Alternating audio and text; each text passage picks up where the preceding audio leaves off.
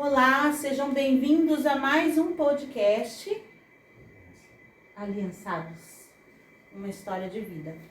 E hoje, a história de vida que a gente vai contar um pouquinho, resumidamente, é a história de vida do pastor Jorge, mais conhecido como meu pai.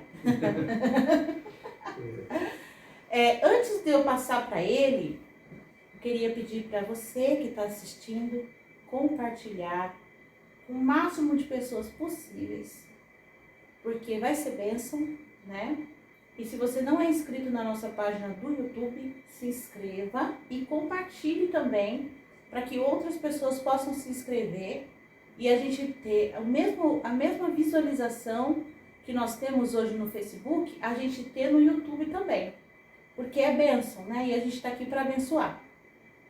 Amém?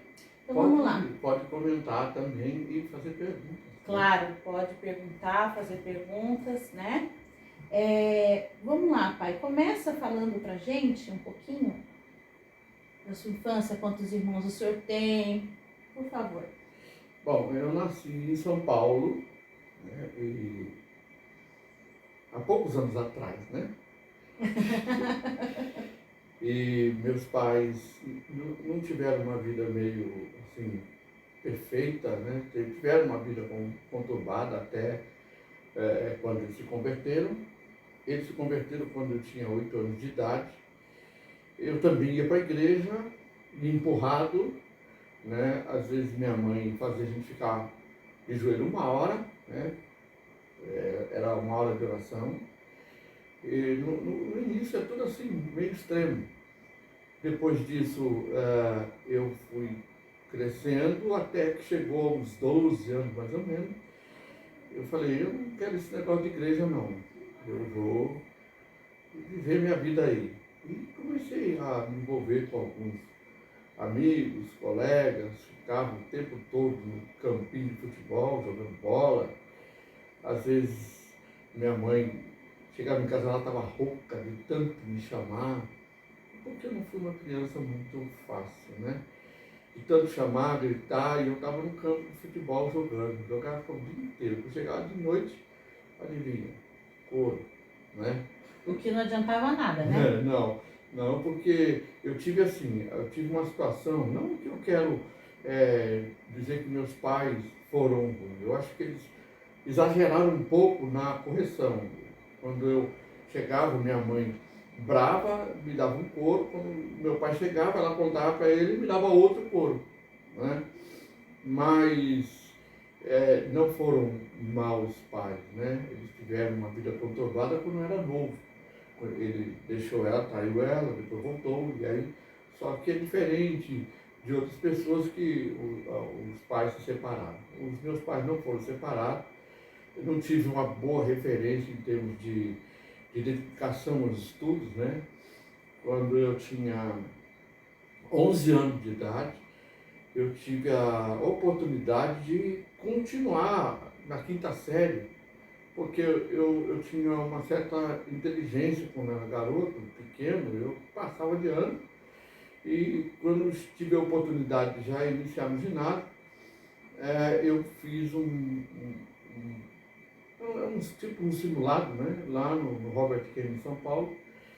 Passei, mas a gente não tinha dinheiro para transferir para a escola próxima de casa e eu perdi. Só voltei mesmo a estudar depois de quando eu tinha 16 anos de idade. Mas também aos 16 anos de idade, eu também me envolvi com algumas coisas que não eram próprias, eram ilícitas, porém tem uma diferença dos testemunhos que você viu aí nos outros podcasts, é que eu experimentei as drogas, mas elas não fizeram efeito em mim não. O que é um milagre. Ela vivia de joelho dobrado, pedindo a Deus para que Deus guardasse os filhos dela.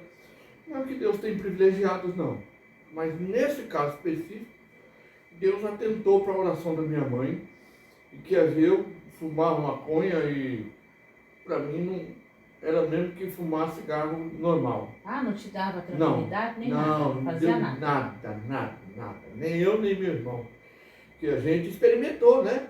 Porque é assim, quando você está com amigos que jogam futebol, uns cheiram éter, outros usam maconha, tinha tudo quanto é tipo de maconha, tinha maconha com mel, maconha, e os caras gostavam demais, os olhos vermelhos, mas eu nunca consegui nada disso. A gente tinha uma turma, na época, que chamava a turma do Pingo, que a gente era muito brigão, né? Uma turma de brigão, a gente vivia se envolvendo em briga. Esse nosso colega, o Pingo, ele era pavio curto, né? Então, qualquer coisa ele já dava cabeçada e tal, e já começava a briga, né? E tive situações até engraçadas. Uma vez eu estava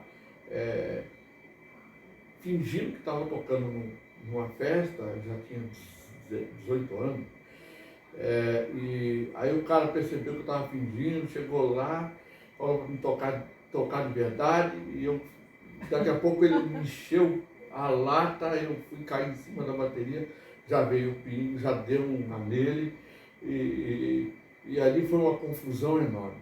Então a gente vivia assim, mas isso eu acho que isso faz parte da adolescência, quando não tem muita atenção dos pais. Eu não tinha muita atenção do meu pai e da minha mãe com relação ao estudo, com relação a envolver com amizades, nada. Minha mãe ia para a igreja, meu pai parecia que ele vivia no mundo de Bob, né?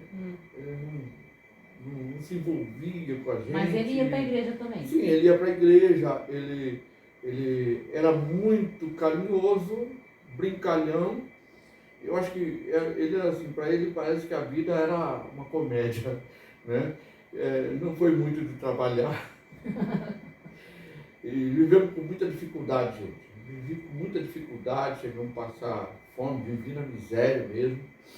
E conheci a miséria de perto com os meus pais, e depois, né, eu vou chegar mais na frente e vou também dizer algumas experiências que eu tive depois quando me converti. Mas eu conheci a miséria muito forte mesmo. Meu pai não tinha dinheiro, não trabalhava, então arrumamos lá uma casa para a gente ficar lá, e era um barraco quase caindo, e a gente fez um buraco atrás da casa, e é lá que a gente jogava do pinico as nossas necessidades. Meu pai dormia embaixo do travesseiro dele, tinha uma lacraia desse tamanho. Não picou ele e tal, mas era no lampião, acordava com o nariz todo preto, não tinha luz, não tinha água, não tinha nada. Então eu conheci um pouco da miséria, né? Eu dou graças a Deus porque essas experiências, elas são hoje para mim um fator muito importante, até mesmo para estimular outras pessoas, para incentivar outras pessoas a que tudo passa, né? Tudo é passageiro, e Deus, de certa forma, está no governo, no controle da nossa vida, quando Ele tem a gente como alvo. Ele tem toda a humanidade como alvo. Porém, tem aqueles que têm o coração inclinados, né? De certa forma, a buscar Deus. Tem outros que querem o mal por toda a vida. Agora, diante disso daí, com quantos anos que o senhor veio para Jesus? Eu tinha 24 anos. E qual foi o motivo assim, principal que fez o senhor decidir por Cristo? Olha, um ano antes de eu me converter, a gente sempre ia num clube lá em São Paulo, que era o Sesc, e a gente tinha uma roda de amigos, a gente vivia em discoteca, né? Vivia em discoteca. E uma coisa que eu quero contar aqui desse tempo de discoteca, é que eu já estou no caminho da conversão, né? É que eu vivia muito para baixo, muito deprimido. Porque minha vida não ia para frente, a gente sempre tinha dificuldade. Carne era uma vez, talvez por mês. Eu e meu irmão, por exemplo, ia no Ribeirão, perto de casa, para pescar, e pegava a mistura. Às vezes não tinha óleo, a gente colocava na água e cozinhava a tilápia ali e comia no almoço. E também, eu não era muito asseado também, não. Eu tomava banho uma vez por semana. Meu Deus. Só no sábado eu tomava banho. Ô, no sábado eu ficava bem bonitão. Mas o senhor disse que o senhor se converteu com 24. Mas então o senhor não Isso trabalhava? foi aos 23. Não, Então, na realidade, eu sempre trabalhei desde os 14 anos, porém, como na minha época existia muito trabalho temporário, eu acabei me tornando um freelance dessas escritórios de temporário, de emprego. E eles sempre me chamavam para trabalhar porque eu tinha um bom desempenho na empresa onde eu trabalhava. Então eles me viam como aquele profissional que quando alguém precisava de um temporário, eles me chamavam. Então eu trabalhei no setor de cálculo, trabalhei no setor de crédito, de cobrança, escritório, enfim. E caminhando nisso, indo para o clube, tudo, lá eu conheci uma ex-namorada, comecei a namorar com ela, mas eu vivia muito insatisfeito, gente. Eu vivia muito triste. Até porque o senhor só tinha emprego temporário, pelo que eu entendi. Só. Então, o seu... Mas essa tristeza minha não era circunstancial, era aqui dentro. Era dentro de mim. Eu não tinha uma vida bem realizada, mas também dentro de mim havia um vazio muito grande.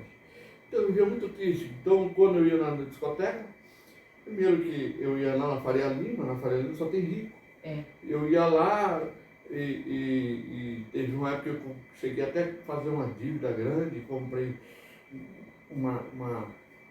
um sobretudo de couro, bota, luva e tal, para fazer uma presença lá na discoteca, que era Papagaio Disco Club na época, mas eu tinha medo até mesmo de me envolver com qualquer moça lá da discoteca, porque eu não tinha dinheiro para bancar e não tinha nem carro para levar elas para onde eu quisesse ir. Então era para mim muito frustrante. Mas eu também senti um vazio muito grande, eu ia lá como fuga. Então eu ficava naquele ambiente como fuga, e depois quando terminava, era 4 da manhã, eu saía a pé, andando quilômetros e quilômetros, com aquele vazio no meu peito. Passou esse período, eu conheci outras pessoas no caminho disso, não me dei bem com nenhuma delas, e quando chegou, minha mãe mudou, né, para uma região, eu com esse vazio todo, ela me convidou para ir num culto, lá na igreja, lá no Barro Branco. Eu fui lá no Barro Branco, lá na igreja e tal, aceitei Jesus lá. Mas não foi aceitei Jesus de coração. Passou uma semana, eu já saí estava na gandagem. Saí fora. Mas parei de fumar. Eu fumava 9 anos, eu disse assim, não vou fumar mais, então eu quero que falar para você que fuma, não tem essa que não consegue não. Quando você decide parar, você para. Porque depois que eu parei, aí todo mundo vinha trazer para mim de monte para mim, mas eu não queria. Evitava tomar café para não ter estimulado, né? Mas eu decidi não fumar mais. Não fumei. Fiquei um ano aí, uns meses namorando com essa que foi antes da minha esposa. E quando foi em fevereiro de 1980, eu fui lá no Sesc, por isso que eu falei do Sesc. Estava tendo um carnaval nesse dia. Eu virei para ela e falei, olha, eu vou dizer para você uma coisa, não quero. Eu gostava muito de carnaval. Eu falei, isso aqui não é para mim não. Eu não sou desse mundo. Eu falei para ela, esse mundo não é para mim. E aí fomos embora. No dia seguinte, minha mãe me convidou para um culto da mocidade lá na Vila Riete, lá em São Paulo, Vila Riete. E teve uma ministração muito poderosa. E lá foi onde eu tive um encontro tão transformador, tão maravilhoso com Jesus lá. Quando ele fez o convite, eu ergui as 2 mãos, fui lá na frente, não vi mais nada. Saí de lá, tão feliz, né? Alegre pelo que... ela foi atender o telefone, tá? Eu fui lá feliz e me sentindo leve. Aí sim o senhor tinha aceitado a Jesus de verdade. Sim, de verdade. E aí, o que eu fiz? Eu fiquei curioso. Curioso. Parece até cômico isso, né? Mas eu fiquei curioso porque eu queria ver como é que era a minha cara depois de convertido. E aí no dia seguinte eu fui tirar uma foto 3x4. Eu tirei a foto 3x4 para colocar do lado da foto que eu tinha antes de me converter e depois de me converter. Eu sou cheio dessas coisas, sabe? De viajar, né? E aí quando eu olhei lá nessa foto, eu vi a diferença. Eu falei, nossa, que diferença! Uma eu estava carregado, com o rosto amargurado, no outro estava sereno, sabe? Tranquilo. Eu fui tirar a prova dos 9 para ver se eu tinha me convertido de verdade. Eu tinha me convertido de verdade. Passei. Aí voltei, fui lá nessa namorada, fui na casa dela e conversei com ela e falei assim, ó, o Jorge que você conheceu até ontem morreu ontem. Eu sou outro. E aí ela me colocou na parede, ou eu, ou a sua nova vida. E eu disse, é Jesus. Então eu abro mão de você. Mas eu gostava dela. E fui para casa, voltei para casa. Quando cheguei em casa, eu tive como é que fala? Caiu a ficha. Quando caiu a ficha, eu falei, meu Deus, agora fiquei sem a namorada. Fiquei sem a namorada e aí eu fiquei lá chorando, mas nesse dia, o meu ex-cunhado, que já está com o Senhor, que é o Jair, pessoa muito preciosa na minha vida, ele estava lá em casa e ele estava orando lá no quarto, ele me chamou para a oração, e quando chegou lá na oração, eu dobrei meu joelho ali, ele foi orar por mim, porque eu estava muito angustiado, e eu entrei num turbilhão de línguas estranhas, e Jesus me encheu com o Espírito Santo naquele quarto, e não significa que a nossa área emocional, ela fica livre de tudo. Não, a nossa carne, ela continua carne. A gente é salvo, é liberto, né, do pecado, mas a nossa carne continua carne. Ela está sujeita a todas as emoções, sentimentos, se agora a gente tem o Espírito Santo para a gente poder entregar o domínio da nossa carne ao Espírito Santo, ao nosso espírito, não às vontades da alma. E aí passou uns dias, eu estava muito triste, porque eu não via mais a namorada, e eu chorava lá na sala. Aí um dia, no meio da sala, eu dobrei o joelho lá e falei com Deus, que eu não aguentava mais aquilo, para Ele me libertar. Naquela mesma noite eu tive um sonho, né? E nesse sonho não era com ela, mas era um sonho de arrebatamento. Eu sonhei que eu estava no caminho junto com a minha mãe, e aí eu estava assim, e de repente eu olhava para o céu e eu via aqueles pontinhos como se fosse uns pombinhos brancos, né? Aqueles pontinhos foram se aproximando, pareciam uns pombos, depois eles foram se aproximando mais, e eram uns anjos assim, pequenos assim, que eles vieram, me rodearam e pegaram aqui por aqui e me levaram. E eu falei, mãe, Jesus veio, aí já foi na frente, né? Falei que eu já tinha ido na frente. E eu dando glória a Deus, dando glória a Deus, dando glória a Deus. E aí quando fui chegando para entrar no céu, apareceu uma palavra assim, epílogo. Você sabe o que significa epílogo, né? Epílogo é quase fim. Isso tinha muito dos filmes. Antigamente. Um tempinho atrás, né? E quando ia terminar o filme, eles colocavam epílogo, porque ali logo em seguida já terminava o filme. Então significava aquilo para mim, epílogo, eu acordei. E aí eu cismei, eu não aguentava mais, cismei de ir lá na casa da irmã dessa namorada, dessa ex-namorada. Fui lá na casa dela e não estava nem a irmã, só estavam os filhos, os meninos. Eu falei, então eu vou embora. Não, você quer ver umas fotos aqui e tal? Eles vieram com um álbum de fotos, mostraram as fotos para mim, e eu estou folheando as fotos, tá, porque eu gostava daqueles meninos, né? E quando eu vejo, tá lá a foto da namorada com o, o rapaz que eu apresentei para ela, né? Que era, ele era vigia, ele era policial militar, e era vigia lá da onde ela trabalhava, que era na Gaster. Aquilo para mim foi... Tirou. Acabou, por isso que a palavra é epílogo. É. Porque eu fui, ela quase fim, acabou. Nesse inteirinho, e minha mãe conhecia muitas pessoas, muitos irmãos da igreja onde a gente morava, e na casa do meu ex-sogro, não, ex-sogro porque está no céu, né? Do meu sogro, tinha oração. Minha mãe falou, vamos lá na casa do irmão Jânio, lá, a oração na casa do irmão Jânio.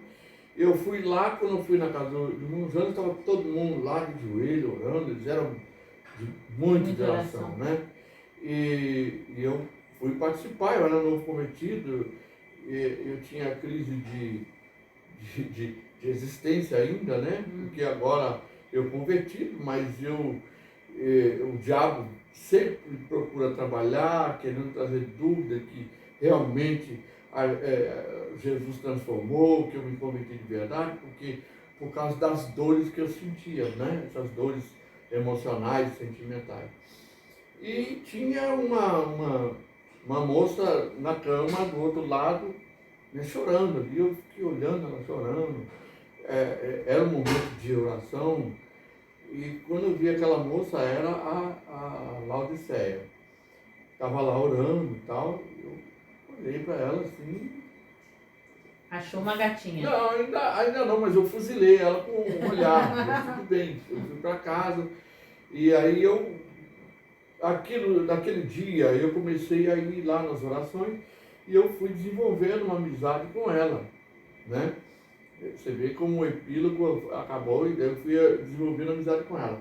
E teve um dia que nós fomos no zoológico, eu até era muito convencido, gente, era muito convencido. Quando eu conversava com a moça, ela tinha amizade, falava, cuidado para não se apaixonar por mim. Nossa!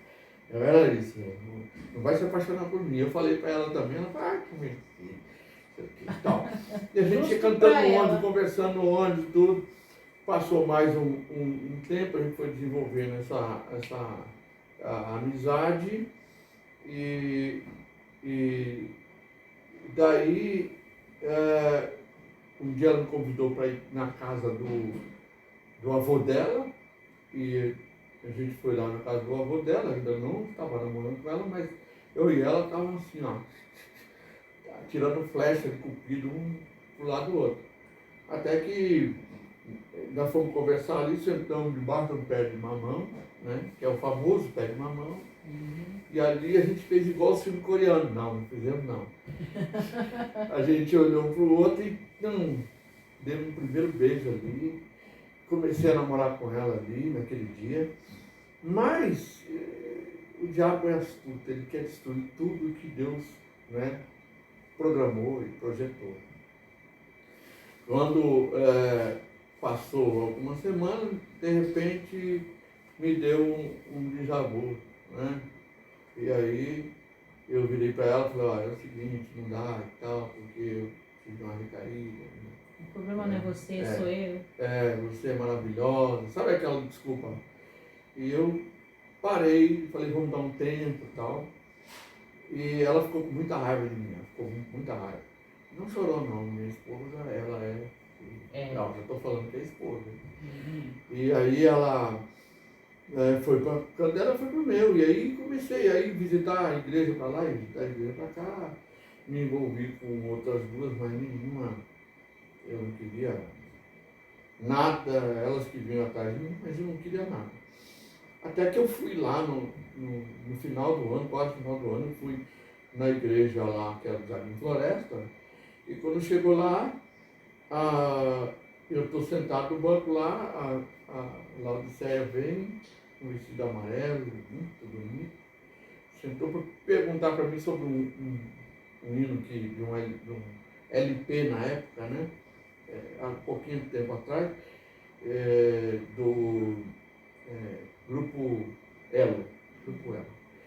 E aí ela sentou e tal, conversou comigo, depois ela voltou, depois quando nós fomos embora, eu acompanhei eles até no caminho, porque eu morava para cá e eles moravam para cá. Quando eu cheguei em casa, Deus tocou no meu coração de uma forma profunda. Eu virei para minha mãe e falei assim, olha, a Laodiceia é a mulher da minha vida. No dia seguinte eu fui lá onde ela trabalhava e falei para ela. E ela, não, que isso, né? Não queria saber. Né? E ela até disse que não queria saber, mas o coração dela pulou, né? Olha só, a perna tremeu, o senhor não tá? pode falar dela, o senhor tem que falar do senhor. Não, tudo bem, mas aí eu estou dando meu testemunho, né? Então, e a partir daí, a gente resolveu, então, eu falei com ela, então vamos fazer o seguinte, nós vamos noivar. E quando eu falei de ficar noivo, aí ela tinha 18 anos. Ela tinha 18 anos. E aí nós começamos a namorar, mas havia uma perseguição muito grande agora da própria família dela. A mãe dela e o pai dela se mostraram o contrário. Eles eram nômades, né? Eles gostavam de ficar mudando para lá e para cá. E aí eles falaram que ia embora para o Rio de Janeiro. E aí a minha esposa chegou para mim e falou assim, é o seguinte, que ela era minha namorada, né? Vamos casar? Aí eu, né, falei, casar? Vamos casar? Vamos. Aí, por quê? Porque eles iam embora. E aí nós namoramos, nós vamos casando em 6 meses. E uma das coisas que aconteceu é que eu tinha novo de trabalho, mas nós não tínhamos nada. Então nós saímos para procurar uma casa para a gente alugar, para a gente poder casar, só que não tinha móvel, não tinha nada. Faltando 15 dias para a gente casar, a gente não tinha casa, não tinha móvel, não tinha nada. E a gente ia casar, e a gente orando, clamando a Deus, até que eu encontrei meu sogro. Meu sogro virou para nós e falou assim, Deus proverá. E de repente a gente foi ver uma casa horrível. Tinha um cara terminando de construir uma casa aqui, fomos falar com ele. Ele falou, não, tudo bem, é de vocês. Estou terminando aqui, e vocês podem, era 2 cômodos, muito novinho, e não tinha móvel. De repente começou o meu... Eu tinha um nome sujo por causa daquelas peripécias que eu fiz. Então meu nome era assim, não podia comprar crédito, nada. Mas eu consegui, e quando nós casamos, a nossa casa estava montadinha. Em 15 dias, Deus faz milagre. Isso é o primeiro dos milagres que Deus fez na minha vida. Então, e conta pra gente quando que começou a saga de descobrir a vontade de Deus. Quando é que o senhor começou a ficar com isso daí na cabeça? Então, na realidade, desde que eu me converti, eu sempre tive essa preocupação, eu tinha uma sede muito grande de conhecer a palavra do Senhor. Eu, desde o começo também conversando, eu li a Bíblia constantemente, livros também, muitos livros, né? Foi quando eu li A Cruz do Punhal, fui lendo livros assim, A Jovem que Amou a Suástica, aí fui e lia também a Bíblia. Eu tinha uma programação de ler a Bíblia toda. E eu tinha uma fome da leitura, mas eu recebia tudo isso desenvolvia em mim, então, essa sede de querer saber qual era o propósito de Deus para a minha vida, a vontade de Deus para a minha vida. Isso foi um tormento para minha esposa, né? Porque ela era muito mais segura do que eu. Eu, desde que namorava com ela, eu era cheio de paranoia na minha cabeça, mesmo antes de casar, e ela teve uma lutazinha comigo para me manter firme, me manter no lugar. depois de casado, eu não deixei de ter essas paranoias. Mas, quando veio, a gente não queria ter filho, nós combinamos, falamos, a gente não quer ter filho não. Ter filho nesse mundo aqui, o mundo está perdido, então não quer. Mas 6 meses depois ela estava grávida. Né? 6 meses depois ela estava grávida, da Eliade, que é a nossa primeira filha. E até que eu estava trabalhando na Baia, então tinha um bom salário. Estava tudo bem. Estava tudo bem. E eu trabalhando na Baia, eu fiz uma besteira grande. Eu tinha já quase 4 anos que eu trabalhava na Baia. A gente, nessa de ouvir demais as pessoas, em vez de ouvir Deus, confiar demais em profetas do que ouvir Deus. A gente morava num apartamento no Parque das Artes, uma irmã, era uma bênção, era usada. Mas nesse momento ela não foi usada. Só que a gente tinha medo, então ela chegou para nós e falou que a gente tinha que mudar de lá. E a gente tinha que mudar porque tinha maldição e tal, aquela coisa toda, e a gente ficou com muito medo. E mudamos para o Embu-Guaçu, perto de onde meus pais moravam. E foi a pior coisa que nós fizemos, foi mudar para o Embu-Guaçu. E lá eu bati o meu dedo no carro, estava limpando o carro, bati o meu dedinho no pé, que ele sai fora. Toda vez que eu dou uma topada, ele sai fora, desde essa época. E eu fui, botei uma tala, né, aquela meia cana de gesso, e fiquei de licença na Baia. Só que depois de uma semana eu tirei aquela tala. E aí eu ficava passeando. E o pessoal da Baia me viu passeando lá. E aí, rua. Só que eu trabalhava no setor de transporte da Baia. E lá eu tinha muitos conhecidos, gerentes, donos de empresa. E um deles tinha falado para mim assim, eu queria que você trabalhasse para mim, né? E aí eu tinha uma vontade muito grande de morar no Rio de Janeiro. Né? Eu tinha vontade muito grande de morar no Rio de Janeiro.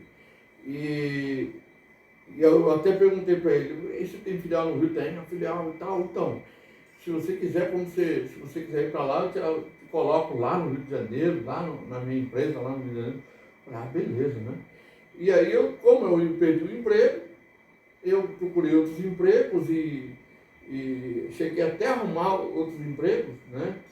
E o que acontece é que esses empregos que eu arrumei, eu não consegui completar porque o meu coração estava lá no Rio de Janeiro. De lá, quando eu fui mandado embora, a Céia minha esposa estava grávida do Israel, e aí nós fomos embora para o Rio de Janeiro. Né? E a minha mãe, sua esposa, ela concordou de imediato de ir para o Rio de Janeiro ou foi o senhor que convenceu ela? Foi um desejo que nasceu no coração dos dois? Não, peraí, desculpa, eu falei aqui que era grávida de Israel, não, estava grávida da Raabe, porque o Israel já tinha nascido quando eu estava lá no Parque das Artes. Desculpa aí, tá, Céia, eu estou falando errado aí. Mas eu estava lá no Parque das Artes quando o Israel nasceu bem, e aí ela estava grávida da Raabe, nós fomos embora para o Rio de Janeiro, fomos lá numa casa grande, inclusive, né?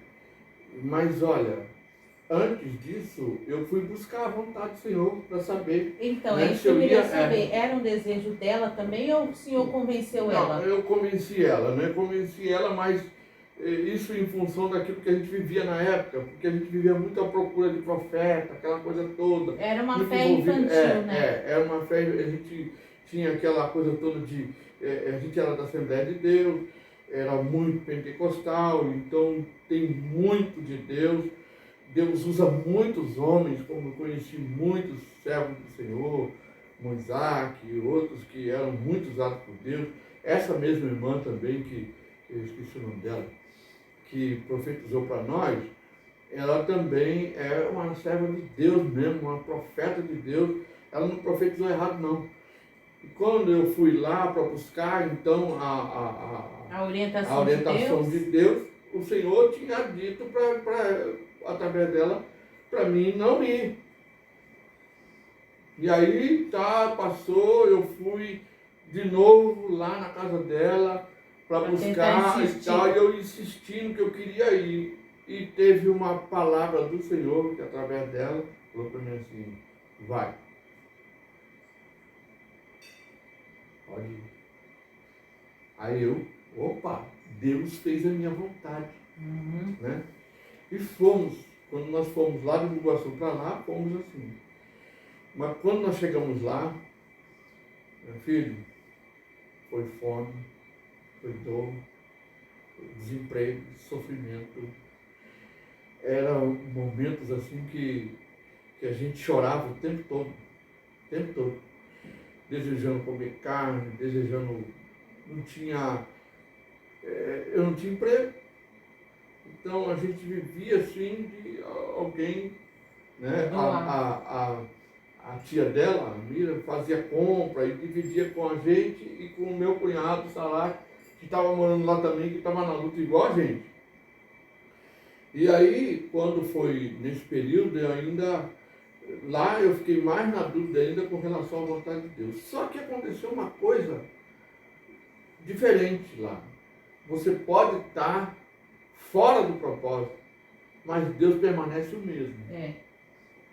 Ele pode te usar no lugar onde você está, pode dificultar as coisas para você, mas o dom que ele te deu, ele não vai deixar de usar. Por que eu digo isso? Porque quando nós estávamos morando lá na casa do seu Herman, a sala era grande, então nós começamos a fazer cultos de oração em casa. E vinha gente de todas as regiões lá na nossa casa, porque a gente convidou o tio dela, que era o Liel, que era um homem que pregava muito, né, na época, e a gente se reunia com ele, todo mundo ia para lá, tinha cura de câncer, cura de várias doenças ali na nossa casa. E muita gente salva ali, até hoje eu fui pregar na igreja de um pastor que se converteu lá, nesse lugar. Então, no aspecto espiritual, a presença de Deus era grandiosa, mas na minha cabeça eu não entendia assim, como Deus é tão presente e eu estou passando necessidade, passando fome. Por quê? Porque eu estava... E quanto tempo durou isso? Foram 4 anos de desemprego. Total. Desemprego. É assim, Deus sempre dá um escapezinho, né? Sempre vem um socorro aqui, outro socorro ali, mas nada que seja tão frequente.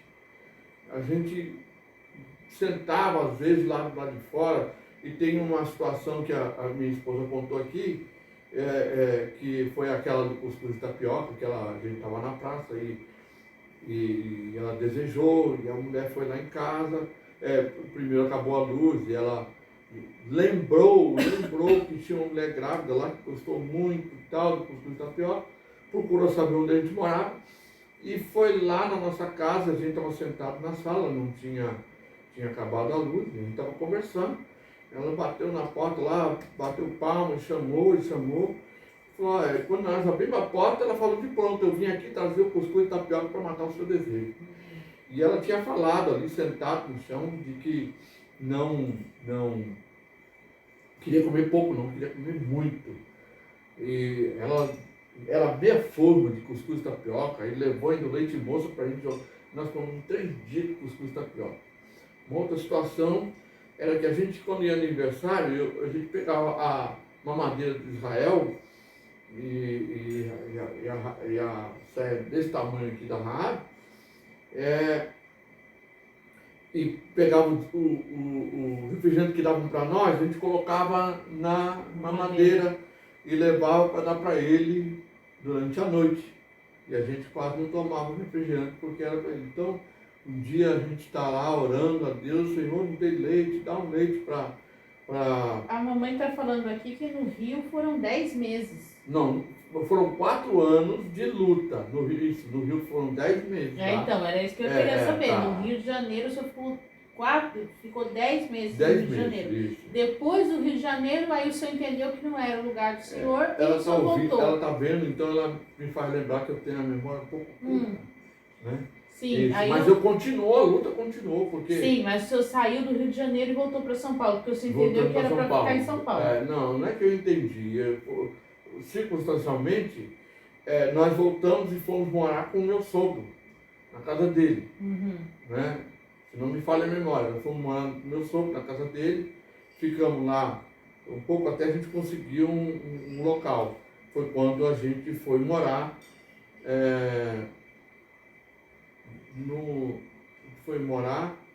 no apartamento no Parque das Árvores. E lá no Parque das Árvores, eu arrumei um emprego na Garavelo, e era consórcio. E eu vendi 13 consórcios num dia só.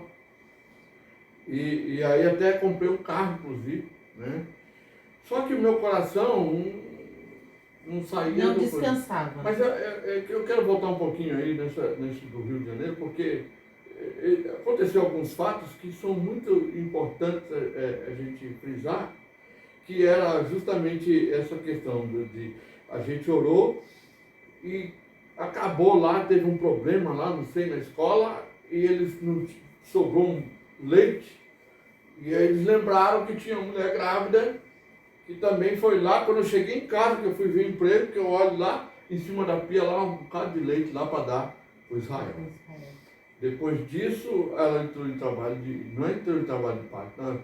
Começou com dores, eu levei ela para o hospital, ali perto, e o médico querendo ganhar dinheiro, começou a colocar essa injeção para colocar lá no soro. No soro, para induzir o parto. E ficou a noite inteira sofrendo dor e nada. Eu fui lá, fiz um brigueiro lá no coisa, tirei ela do hospital, levei para casa. Depois de um tempo, ela foi e teve,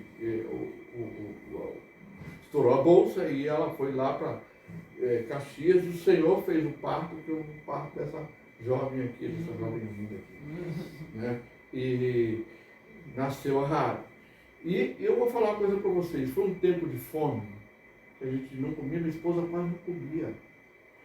Às vezes ela olhava lá fora, no vizinho, tinha lá uns pés de manga, aquelas mangonas enormes, ela ficava olhando, desejando aquilo, querendo comer. A única coisa que brotava naquele lugar lá era um pé de goiaba branca, e a gente comia aquelas goiabas que tinha lá. Quando não, a gente cevou uns pombinhos em cima da casa, vendo eles crescer, e depois comemos junto com o salate, e amassa o pombinho lá que nós matamos para comer a carne, né? A carne que a gente fazia tempo que não comia. Mas Deus era tão maravilhoso que fazia cair a manga bem no nosso quintal, e ela pegava e botava no congelador, e ela, pra vocês terem uma ideia, nosso travesseiro de manhã era ensopado, tanto que a gente suava naquele lugar, muito calor.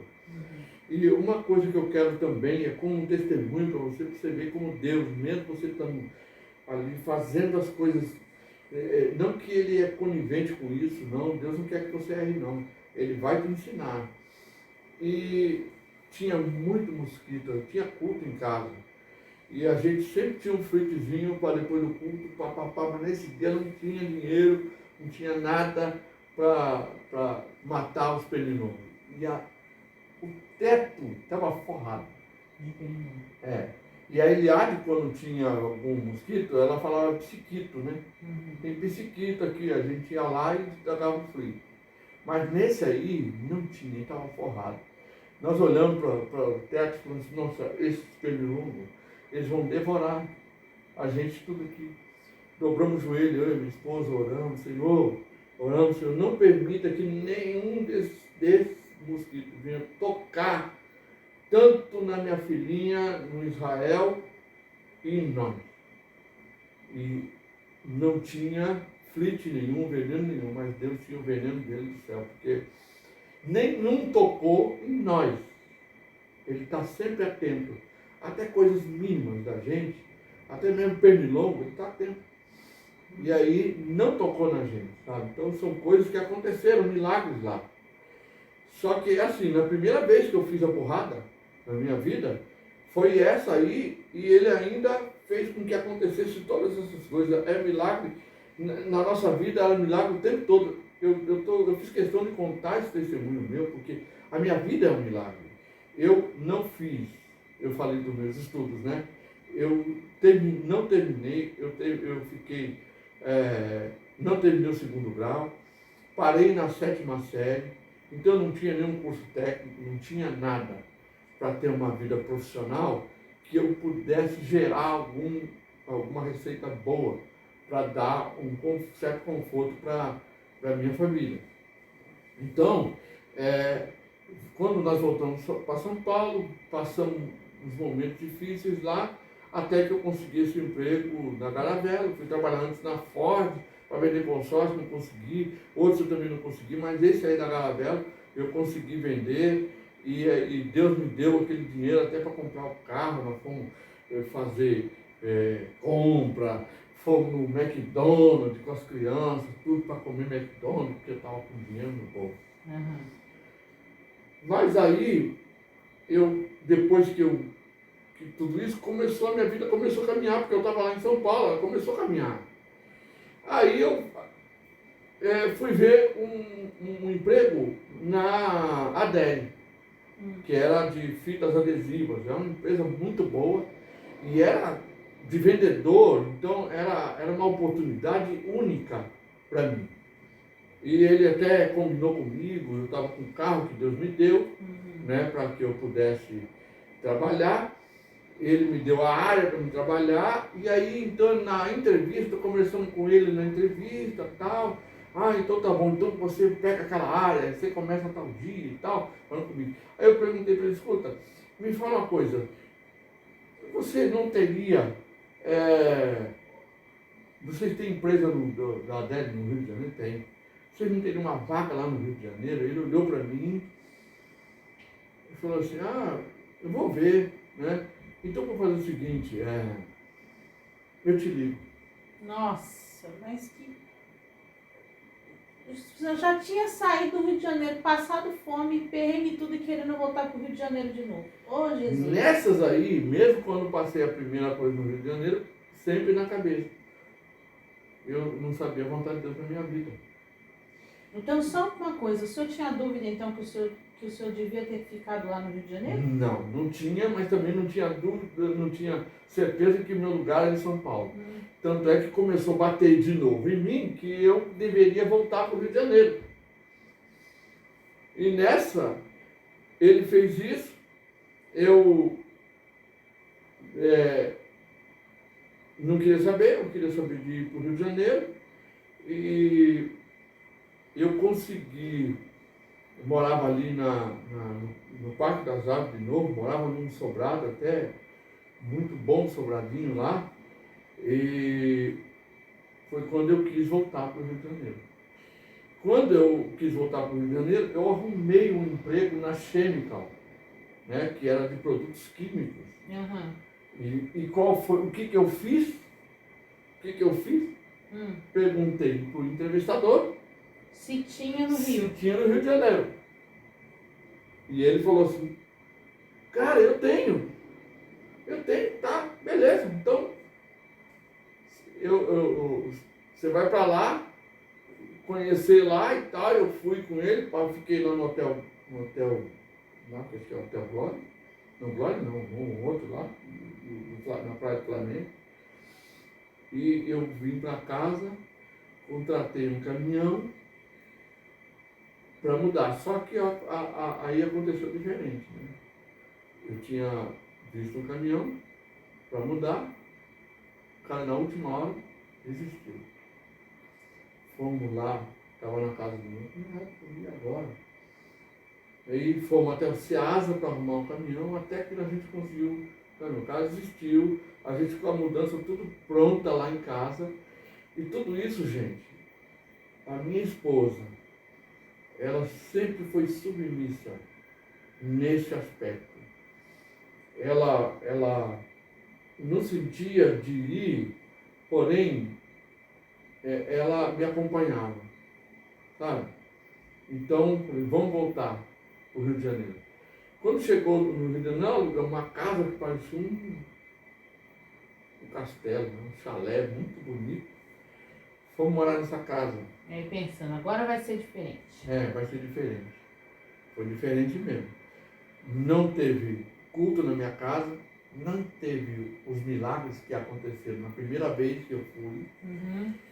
E a gente ficava, eu e minha esposa ficava brincando o dia inteiro de peteca e as crianças tudo na Mas dentro d'água. peraí, o senhor Passando foi fome. lá Com emprego. com o emprego. E o que aconteceu com o emprego? Então, só que é o seguinte, eu não conseguia fazer nenhum negócio. Eu consegui chegar até entrar na Petrobras para oferecer os produtos da Unichemical lá na Petrobras. Fui nos hotéis lá no Rio de Janeiro, que era Copacabana Palace, todos aqueles Hotel Hilton, tudo. Eu fui naqueles hotéis para apresentar os produtos da Unichemical e consegui também na Petrobras, mas não consegui vender nada. A porta se fechou de tal maneira que eu não conseguia ter sucesso em nada. Consequentemente também foi indo, acabei ficando sem dinheiro para pagar o aluguel. Pessoas de São Paulo me ajudaram, inclusive, para a gente conseguir pagar o aluguel. E aí ficou Aí quando eu estava lá, teve uma irmã que teve um sonho, acho que foi um sonho, de que a gente estava morando num apartamento em São Paulo. Eu não lembro mais com detalhes disso. Ela contou para nós. E aí eu consegui que uma das empresas que eu conhecia quando estava na Bahia fizesse a mudança para mim. Ele fez de graça a minha volta. Você vê a diferença. Quanto tempo o senhor dessa vez ficou no Rio de Janeiro? Também acho que 10 meses. Mais ou menos 10 meses. Quase um ano. Aí essa irmã teve esse sonho e vocês decidiram voltar. Nós voltamos para São Paulo. E foi quando a gente foi para a casa do Salate. E o Salate mudou para a Coab de Itapevi. E quando ele mudou para a Coab de Itapevi, a gente tinha um apartamento, e eu tinha inclusive o meu nome na Coab, porque eu já tinha feito inscrição há muito tempo, e tinha comprado um apartamento em Guaianazes, mas eu não tive dinheiro para continuar lá, e ficou com meu sogro. Meu sogro ficou com o apartamento. E aí eu lá na Coab tinha um apartamento vácuo, nós entramos, invadimos inclusive, nós invadimos o apartamento. Mas eu fui na Coab e regularizei o apartamento, porque o cara, o que era dono, tinha abandonado, não pagava. Eles então cederam para a gente, eu pagava uma parcela, como se fosse um aluguel pequeno, para a Coab, e tive o direito de ficar no apartamento. E logo no começo a gente não tinha, a porta não tinha cadeado, não tinha fechadura, não tinha nada.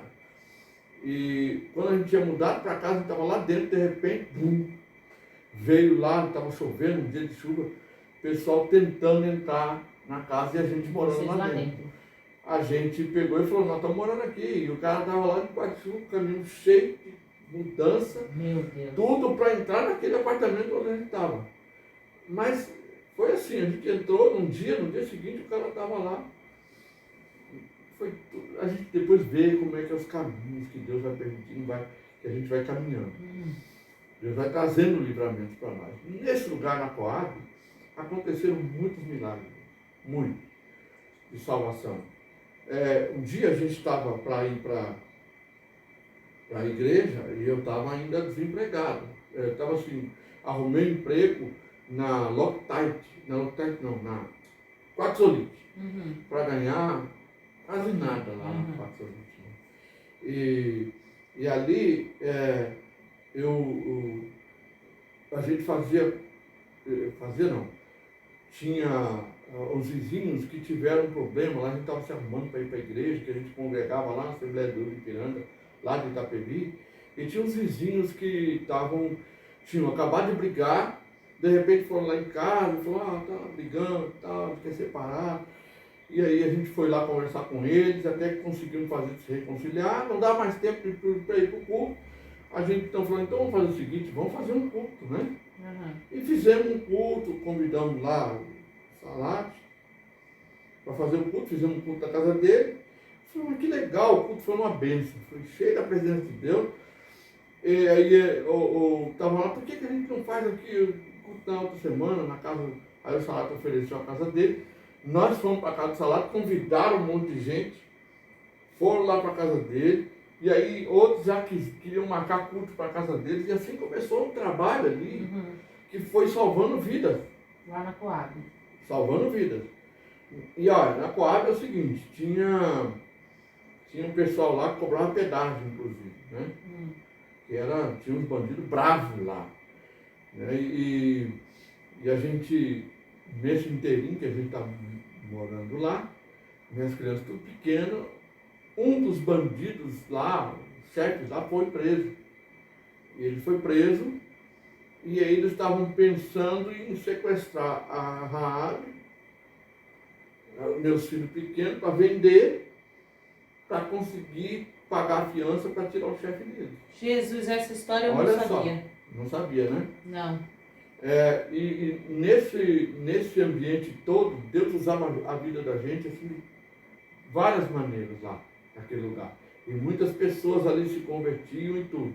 Nesse tempo que as pessoas começaram a se converter, essa situação da vontade de Deus, eu era muito convencido de que a vontade de Deus era que a igreja tivesse, que aquele povo tivesse uma igreja para amparar. Fui convencido nisso. E aí fomos ver uma igreja que pudesse amparar. Quer dizer, Deus estava fazendo algo crescente ali, entre nós. E aí, quando a gente foi lá para a igreja de Jandira, que é a presbiteriana de Jandira, eu estou resumindo bastante, né? A igreja de Jandira, o trabalho também foi acabando. Né? Tá, mas quando teve essa questão de que iam me sequestrar então, e tal, aí começou isso, de sequestrar, e nós precisamos mudar daqui. E aí, eu trabalhando lá na Quartzolite, eu ganhava um salário pequeno, mas aí a gente viu uma casa lá em Jandira. Eu pagava, vamos supor, eu pagava R$5, vamos supor, daquela taxinha da toalha.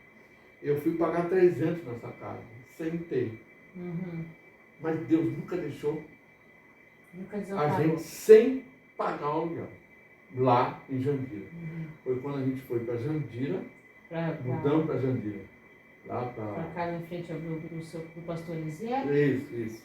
Aí nós fomos para lá.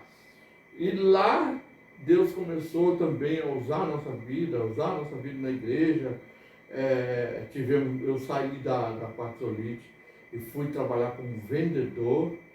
E aí a minha vida começou a mudar. De aço não se dá, mas eu vendia retalho de inox e tudo no começo, né?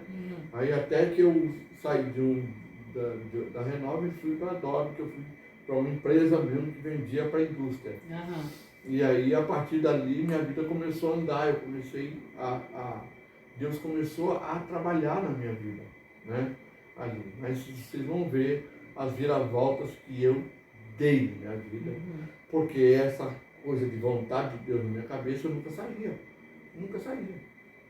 Eu achava que a vontade de Deus era uma coisa específica, que nem eu sabia exatamente o que era, mas que eu ia saber exatamente quando fosse a minha hora.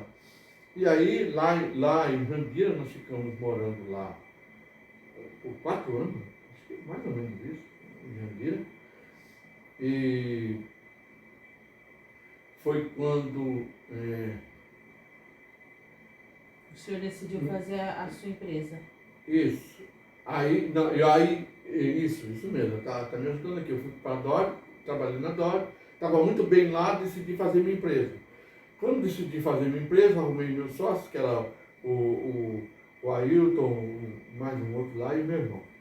E passamos muita dificuldade nesse princípio, porque quando você faz uma empresa, você tem funcionário, você tem impostos, você tem aluguel, luz, tudo é por sua conta. Então a gente trabalhava só com vendas. Mas o meu intuito era montar uma empresa que fazia polimento, né? Uhum. Só que não tinha como fazer ali onde a gente trabalhava, onde a gente estava, né? Que era um espaço pequeno, tinha um escritório em cima e um salão embaixo. Então a gente vendia e tal, fazia só para pagar o aluguel, para pagar as coisas, mas nós mesmo não tinha quase dinheiro. Até que um dos sócios saiu da sociedade, porque não viu que não dá, saiu, ficou só 3. E aí, a partir daí, eu fui fazendo uma máquina lá para poder fazer polimento, mas fiz toda a base, mas aí não, ficou aquela base ali parada. Uhum. E aí a gente mudou, fomos lá para Cipriano Barata, um galpão maior lá, compramos uma máquina de polir externo, e aí foi quando eu peguei aquela armação que eu tinha feito, e aí a gente desenvolveu, junto com um cara que foi visitar a gente lá, desenvolveu o polimento interno, que era o único no Brasil. Você tem uma ideia, a gente desenvolveu isso, só que agora, para fazer o negócio funcionar, que era outra história. Então eu passei, para fazer o polimento externo, lá eu passei quase um ano, para desenvolver um tipo que satisfazia todo mundo. E a gente tinha bastante serviço. Aqueles túneis do Maluf, lá do Ibirapuera, metade daqueles tubos, aquela tubulação, foi nós que fizemos o polimento dele. Então a nossa vida estava caminhando, né? Dali a gente saiu e foi para um galpão maior, que era um galpão enorme, quando a gente já tinha 2 máquinas e já estava lá de vento em popa, trabalhando, e eu com o negócio da vontade do Senhor na minha cabeça. Mas por que o senhor não achava que o que o senhor estava ali fazendo não era da vontade de Deus? Porque eu digo assim, gente, quando você põe uma coisa no coração, eu era muito aventureiro, na realidade. Não Eu gostava não conseguia de rotina? enxergar, mas eu não conseguia enxergar a mão de Deus. Percebe isso? As coisas iam bem para mim, mas eu não conseguia enxergar a mão de Deus. Sempre estava Eu faltando alguma achava coisa. que tinha algo que Deus ia fazer que era muito maior do que eu Do que aquilo imaginava. ali. E aí, nós fomos morar lá na Soldé, né? Foi quando também a gente fundou o Projuno, que foi a instituição missionária, que era lá da igreja presbiteriana, lá de Jandira. Teve muita luta para fundar o Projuno, que é a instituição missionária que existe até hoje. Fundamos o Projuno, tínhamos um grupo grande, né, que tinha contato com mais de 40 missionários no mundo todo. Fizemos ali eventos, inclusive, de missões. E tudo isso, olha só, estava fazendo essas coisas. Trabalhando para Jesus, em volta da gente, trabalhando para Jesus, trabalhando na igreja.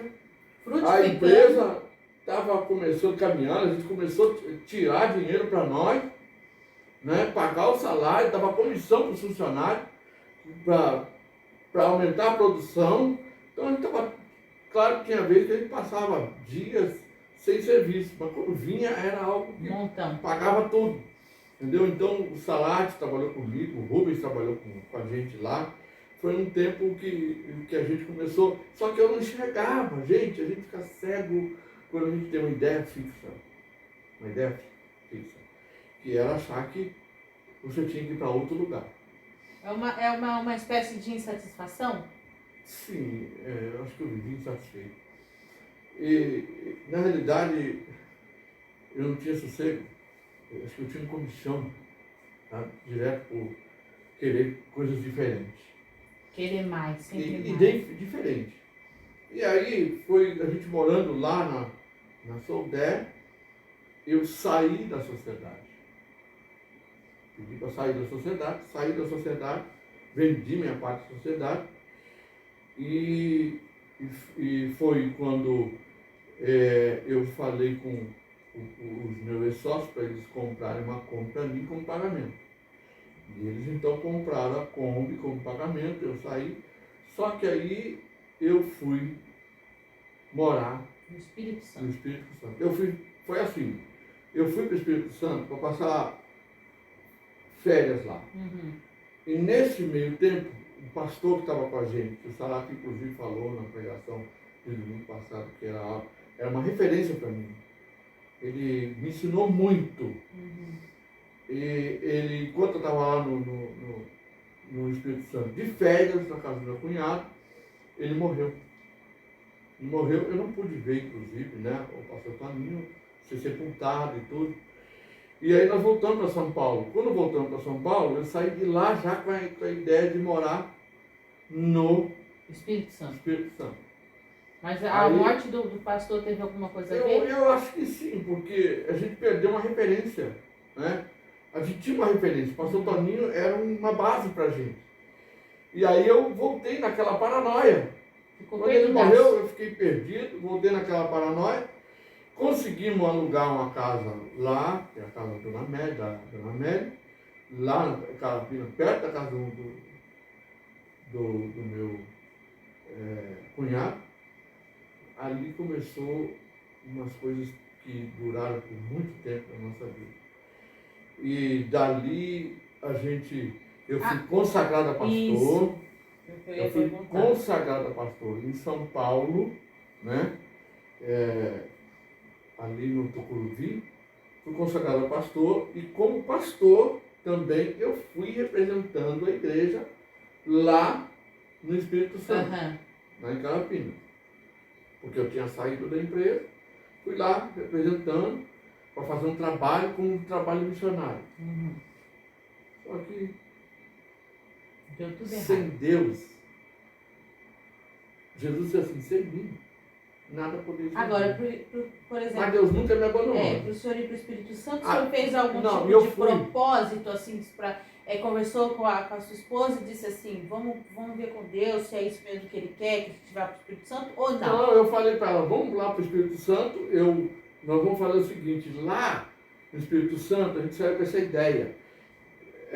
Lá, o que mais tem necessidade lá? O que mais pessoas usam? Chinelo.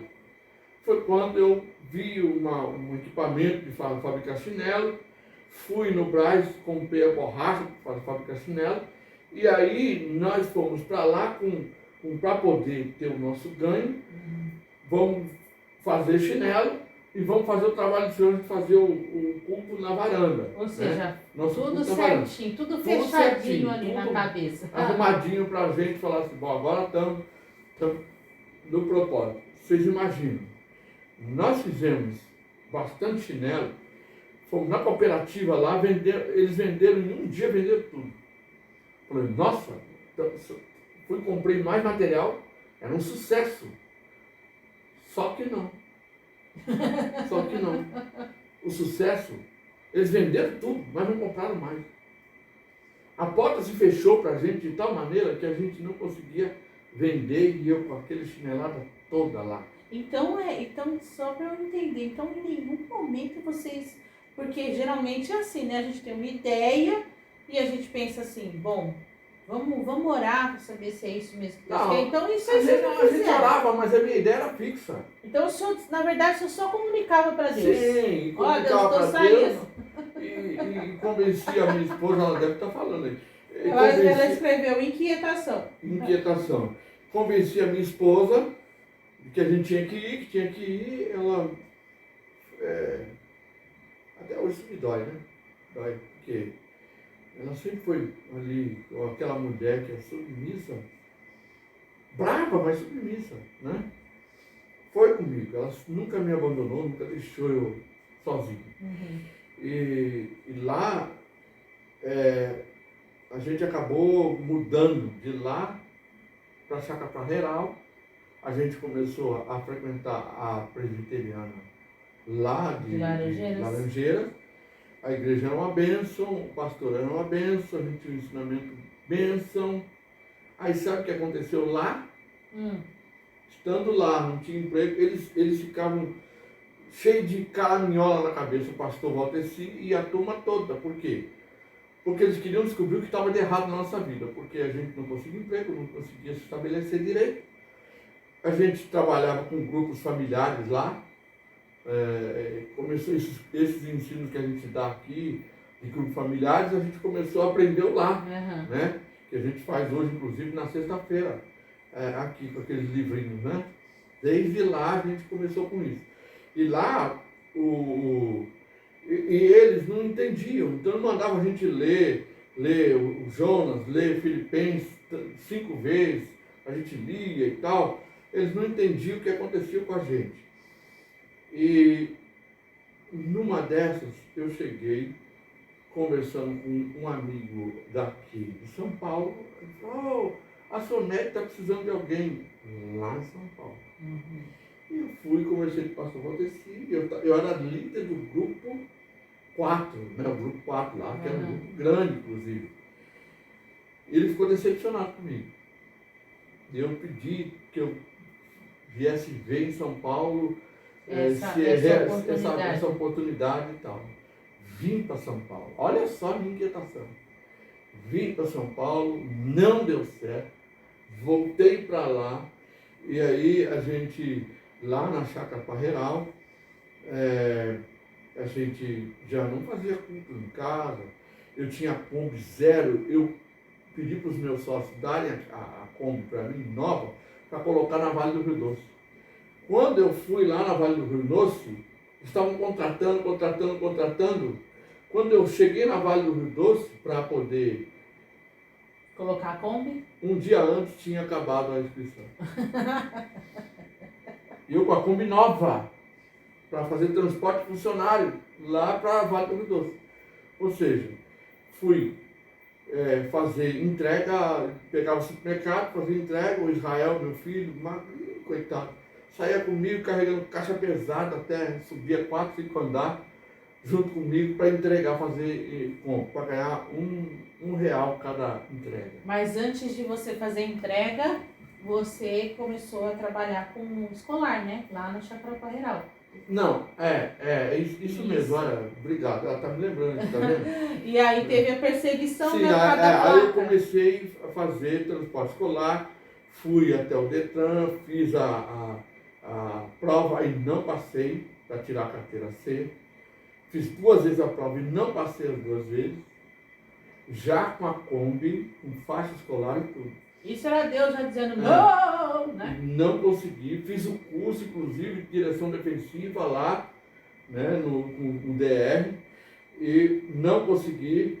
Quando eu estava lá, a polícia lá começou a me perseguir, eu tive que parar, arrancar as faixas, parei de fazer transporte escolar, devolver o dinheiro para as pessoas que me contrataram para levar os filhos e acabei ficando sem emprego. Depois disso é que eu fui fazer entrega no supermercado.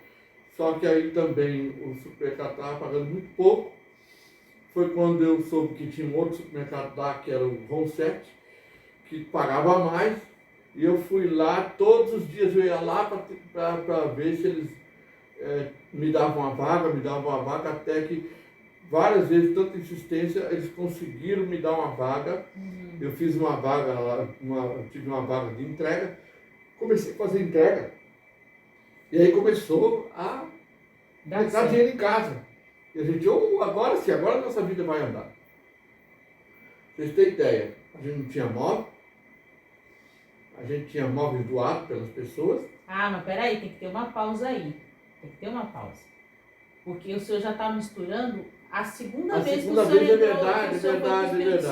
Perdão, gente. Porque na Chácara Parreiral, o senhor estava nessa questão da escolar, mas acabou não dando certo. Eu me recordo que o senhor tinha um carro vermelho lá, Sim, prêmio, que o senhor teve que vender para conseguir pagar o aluguel da casa. Isso.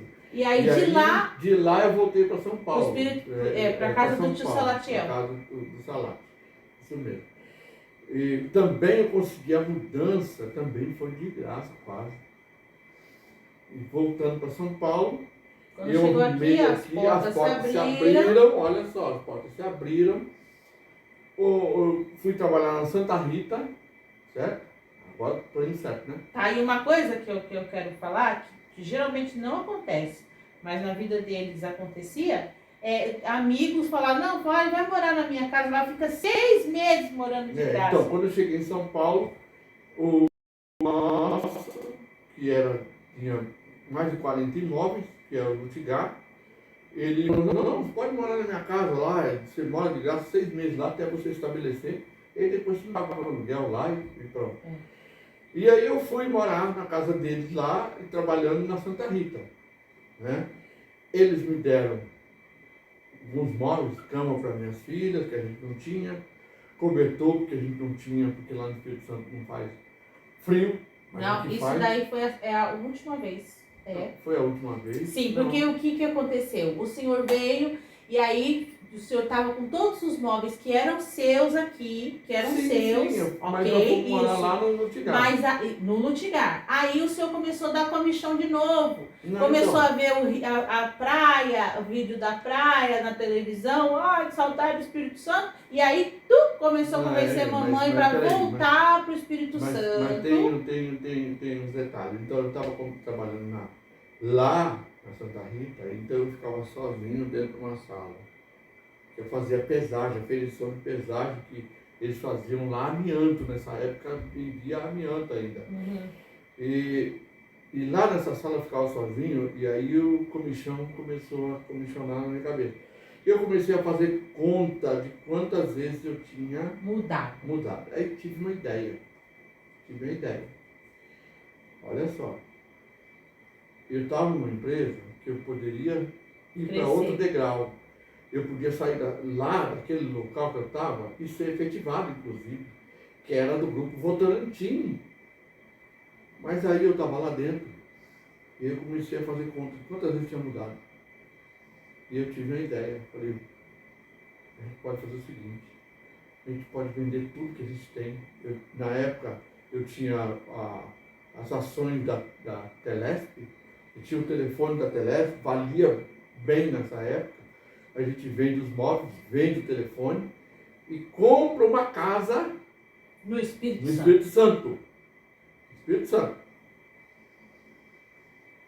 Porque, claro, conversando com meu cunhado, aqui tem, a casa é barato, né? Foi isso que, nessa conversa com ele, que eu tive também a ideia. Então a gente compra uma casa e a gente vai morar na nossa, vende direito, e a gente vai morar na nossa casa lá e tal, que eram uns condomínios, né, não é de Coab não, lá é outro nome, lá, na cidade continental. E aí conversei, convenci a minha esposa de novo a ir para o Espírito Santo, comprar a nossa casa. Eu tenho que dar mais um detalhe aí, porque a gente saiu da Chácara Parreiral e nós fomos para Serra Dourada. É verdade. Fomos para Serra Dourada, o senhor ficou já na Chácara Parreiral. Vocês ficaram em depressão. Sim. Lá vocês tinham desejo de morrer mesmo, dos dois tomar remédio e dormir para sempre. E tem um detalhe, lá na Chácara Parreiral, eu lá falava com Deus e falava assim, enquanto você não falar comigo, eu não saio daqui. Então eu ficava com o joelho até doer, Deus não falava comigo não. E eu orava ali o tempo todo, mas na realidade ele falou. Sabe o que ele falou para mim? Um dia eu tô lá assim, de joelho, e na beira da cama, e a Bíblia estava aberta aqui para mim ler. E eu olhei para baixo e vi no Salmo 75, versículo 2. Na versão minha que eu estava lá, a palavra diz assim, quando eu ocupar o lugar determinado, julgarei retamente. Pois é. Falou ou não falou? Falou. Isso, aí o senhor em depressão, aí eu falei, eu fiquei deprimido. Aí isso, né, saiu da Chácara Parreiral, foi para Serra Dourada. Não, mas aí eu tinha uma promessa, olha só, eu tinha uma promessa. Quando eu estava na Chácara Parreiral, tinha um pastor lá da Serra Dourada que estava precisando da região, que ele era da região ali, que ele era o pastor da região, precisando de um pastor na Serra Dourada 3, de alguém lá para... E eu aceitei a proposta e fui para lá. Ele ficou de pagar o aluguel, Isso. né, e nos bancar. Então nós mudamos para lá, para Chacaparreral, que era bem mais longe do que a gente morava. E lá na Chacaparreral, Na Chácara Parral não. na Chacaparreral não, lá na Serra Dourada, 3, a luta foi grande também, né? Foi muito grande ali.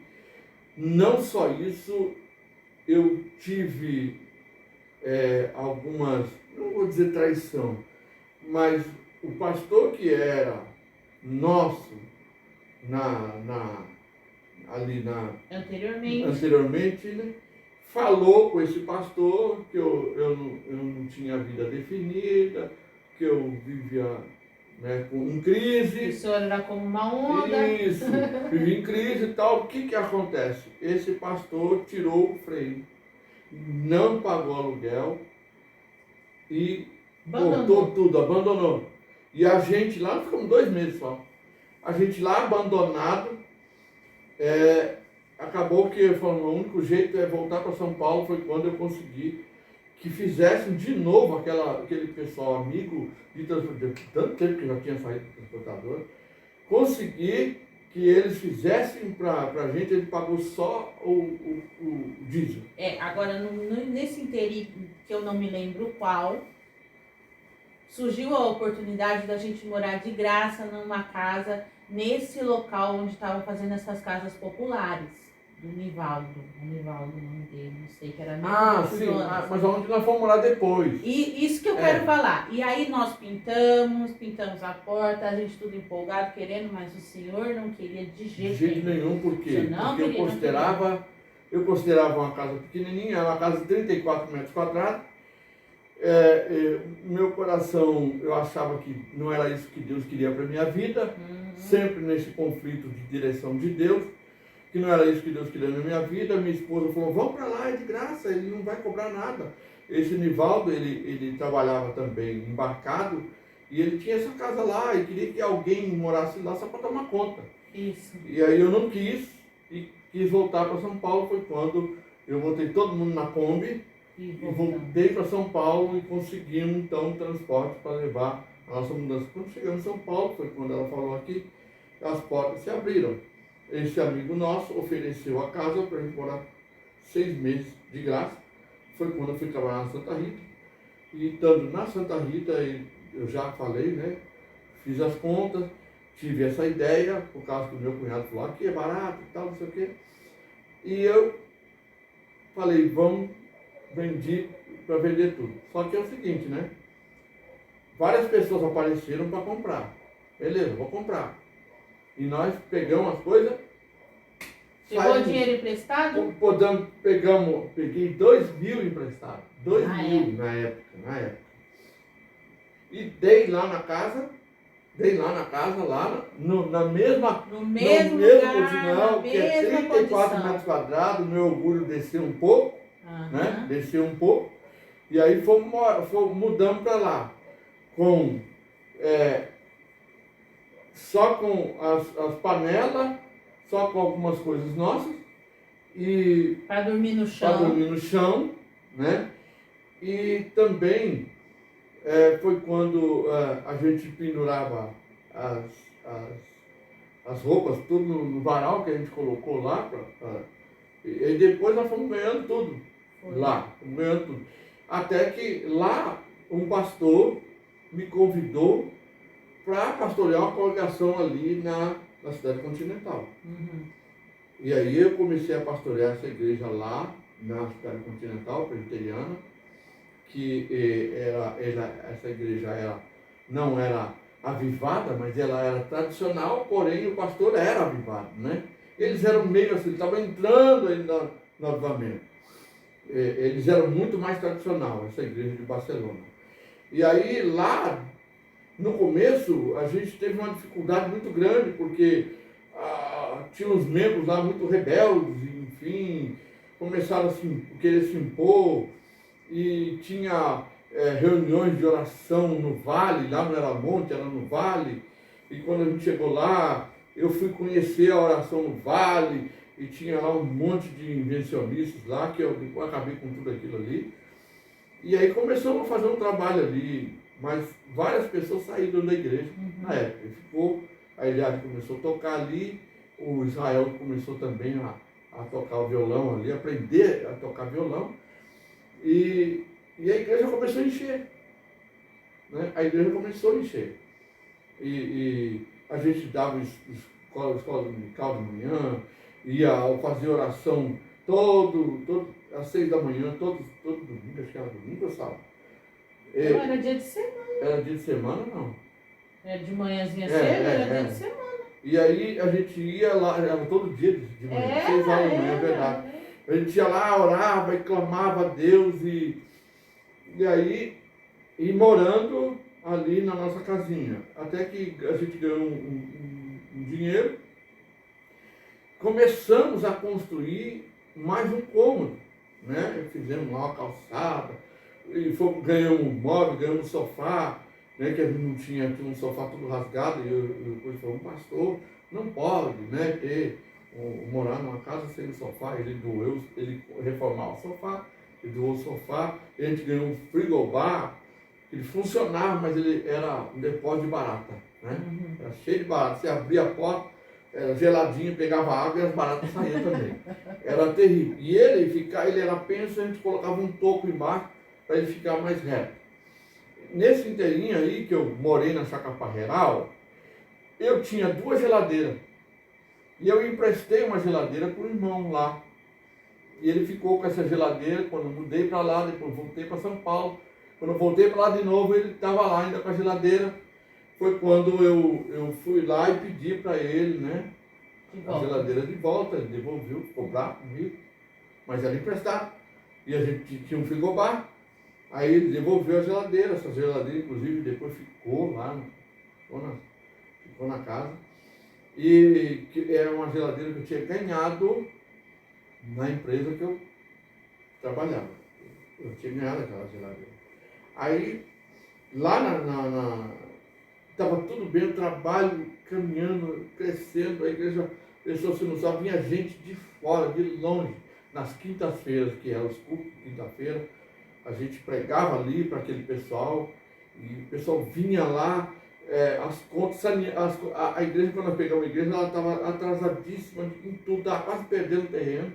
Nós conseguimos restaurar as finanças da igreja, conseguimos, a gente fazia bolo, torta no final do culto, e vendia, o pessoal contribuía, e assim a gente foi pagando todas as dívidas da igreja. A gente até estava caminhando ali. Só na igreja, porque na igreja. Financeiramente eu ganhava dessa igreja R$ 280. Eu pagava de tudo, luz, água e aluguel de prestação, R$ 240. Sobrava R$ 40 para eu passar um mês com os meus filhos. Passamos muita fome, gente, muita fome. Tudo isso serviu de grande experiência para eles, porque eles eram adolescentes, comiam feito frieira. Comia muito, né? Mas passaram por momentos muito difíceis lá. E que deu uma base para eles a vida toda.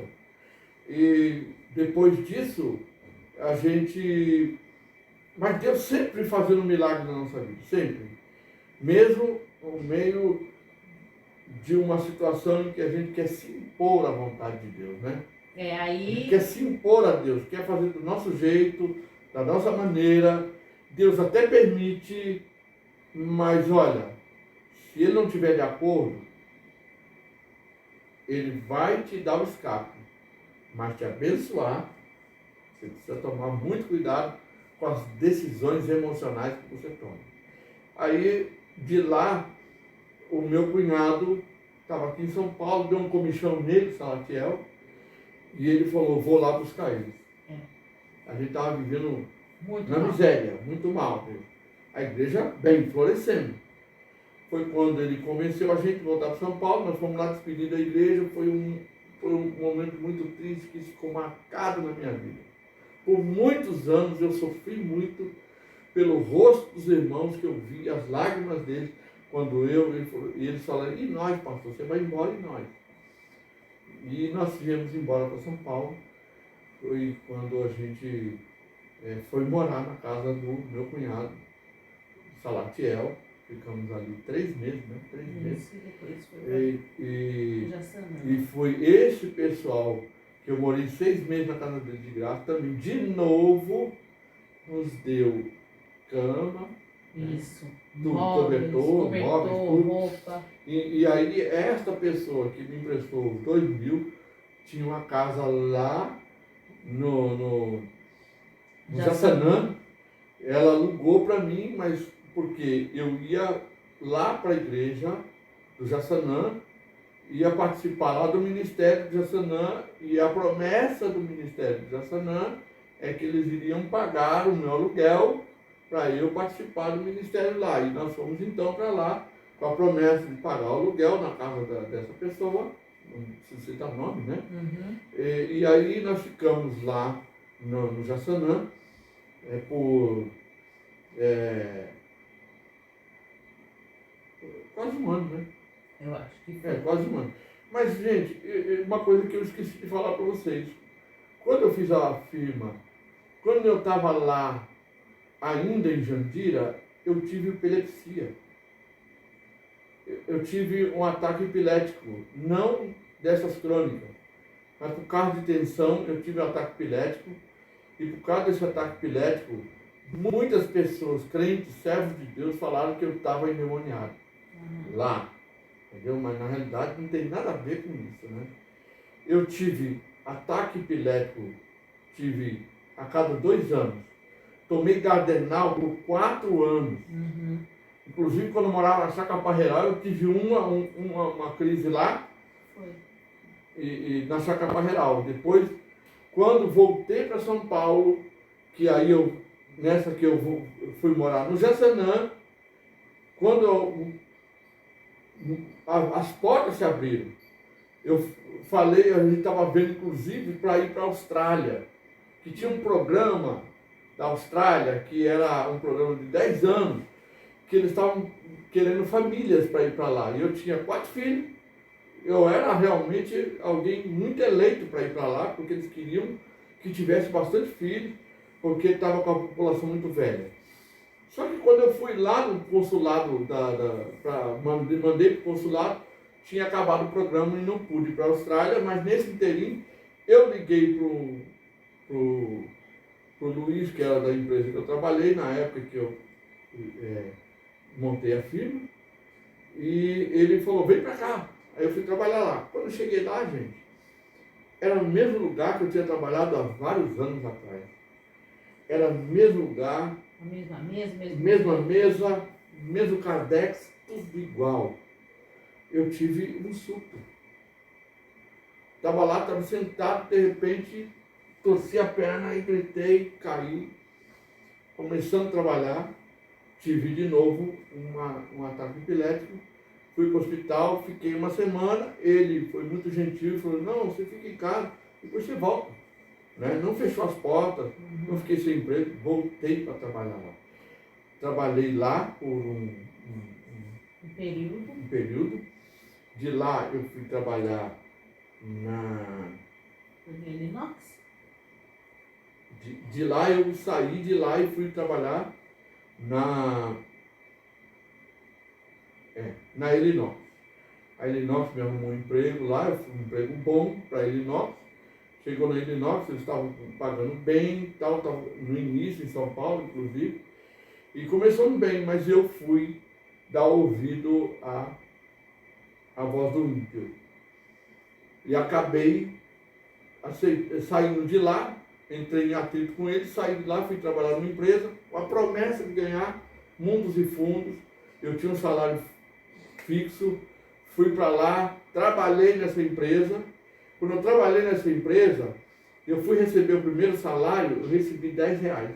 Então, mas antes disso, o senhor saiu da empresa onde o senhor estava, que eu já não me lembro o nome, por causa de uma entrevista que o senhor tinha feito, uma promessa de emprego. E quando o senhor falou, então você pede as contas lá, quando você tiver tudo certo lá, você vem para cá para nós. Aí o senhor foi, pediu as contas lá onde o senhor estava, e aí ligou lá, ó, tô tudo certo, já tô desligado da empresa, ele falou, não tem mais não. Quando eu fui para ir lá, foi bem lembrado, eu tinha entre duas empresas para trabalhar. Eu tinha a Caporal e tinha a Inlac. Na Caporal ele tinha me oferecido um salário ótimo. Sensacional. E aí quando eu cheguei lá, a esposa dele falou, não, eu quero que você põe o meu filho, e aí ele pegou e desistiu, aí então eu fui para Elinópolis. E na Elinópolis eu trabalhando Não, foi para Inlac. eu fui... Foi para Inlac, que aí fui para Inlac. Recebeu esse Quando eu já tinha saído da Elinópolis, né? Quando eu fui para Inlac, e com essa promessa de ganhar muito dinheiro, não, pai, aí o senhor descobriu que o senhor só recebia quando o cliente pagava. Isso, aí descobri que, assim, eles dividiam conforme o cliente pagava a parcela. E eu recebi R$10, eu fiquei desesperado. Tentei voltar para Elinópolis e não consegui. Fiquei 8 anos na Inlac, pagando um preço alto lá. Cheguei a tornar até uma espécie de gerente de uma das empresas da Inlac, que foi na Nutex. Eu já estava ganhando bem, né? Vendendo bem, inclusive na própria Inlac. Porém, a gente não tinha garantia de nada. Por exemplo, a gente ganhava, a nossa base era o salário. Salário que era a base do salário mínimo. O resto era tudo por fora. Então, tudo por fora, pagava tudo por fora. Então, para efeito de INSS, para mim era um terror, gente. Um terror. E eu vou falar para vocês um milagre agora na minha vida, né? Até então, estava tudo desta forma, mas eu já tinha parado de pensar nessa questão de vontade de Deus para a minha vida. Eu comecei a me submeter àquilo que Deus me dava, porque eu apanhei demais nessa empresa aí, em lá, que foi quando a minha filha também trabalhou numa dessas empresas aí, das empresas dele. E aí foi quando eu, trabalhando lá nessa empresa lá do Tex, eles queriam que eu fizesse nota fria. E eu me recusei a fazer. Porque eles tinham que arrumar dinheiro dos bancos, eles faziam, trocavam duplicata sem o cara ter comprado. E dava no banco, descontava e usava o dinheiro. Queria que eu fizesse isso. Eu sabia que era errado, eu falei, não vou fazer. Ele ficou bravo comigo e tal. Depois dali 20 dias, mais ou menos, mandou eu voltar para a empresa, lá para a Inlac. Quando eu voltei para a Inlac, não tinha mais os clientes que eu tinha, e ele simplesmente quis que eu voltasse a estaca zero. Eu fui lá discutir com ele, falei que eu ganhava um salário tanto lá na Dutex, era justo que eu ganhasse o mesmo salário ali, porque eles tiraram todos os meus clientes. Ele ficou bravo comigo, 21 dias depois a empresa me mandou embora. Quando a empresa me mandou embora, eu fui o último que recebi a indenização naquela empresa. Depois disso, eles simplesmente faliram. Faliu todas as 17 empresas faliram.